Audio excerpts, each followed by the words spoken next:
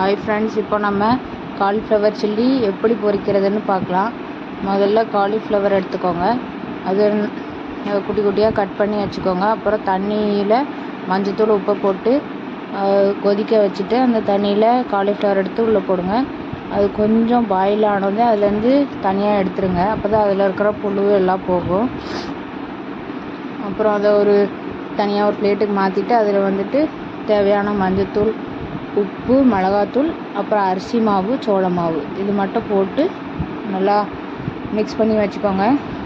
அப்புறம் ஒரு எண்ணெய் சட்டியில் எண்ணெய் ஊற்றிட்டு நம்ம மிக்ஸ் பண்ணி வச்சுருக்கிற அந்த காலிஃப்ளவரை அதில் எடுத்து போட்டு ஃப்ரை பண்ணி எடுத்திங்கன்னா நல்லா டேஸ்டியான காலிஃப்ளவர் சில்லி கிடச்சிடும்.